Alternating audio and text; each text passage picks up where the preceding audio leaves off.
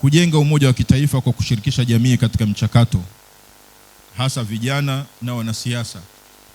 Yapaswa vijana waelimishwe sana juu ya kuitumia mitandao ya kijamii kwa faida badala ya kutumika kueneza chuki na uchochezi. Hivyo JMAT inaunga mkono kufanyika maridhiano ya kisiasa ili kuponya taifa letu.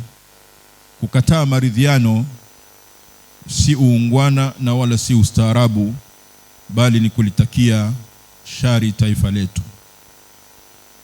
5, kuhamasisha jamii kutoa msamaha wa kweli katika mambo yaliyowaumiza moyo na saikolojia. Daima watambue kwamba kusameheana ni utakatifu na kwamba ni njia ya kuponya nafsi binafsi ya anayesamehe. Kutosamehe ni mzigo wenye madhara makubwa moyoni. Hivyo pande zote tunaweza kusameheana ili mambo kama haya yasijirudie tena. 6, JMAT inampongeza kwa dhati na kumshukuru sana Rais wa Jamhuri ya Muungano wa Tanzania Daktari Samia Suluhu Hassan na serikali yake kwa kulifungua Kanisa la Ufufuo na Uzima.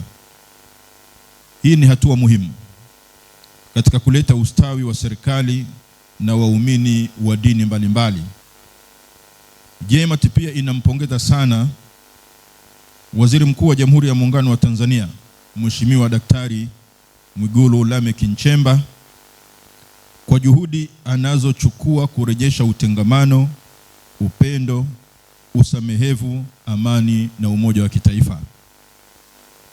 7, JMAT inapinga vikali baadhi ya viongozi wa dini waliotoa maneno makali yanayoashiria kama vile kuna vita na ugomvi kati ya Waislamu na Wakristo nchini, kitu ambacho si kweli kabisa. Sisi tutaendelea kuwa ndugu na wamoja kama Watanzania.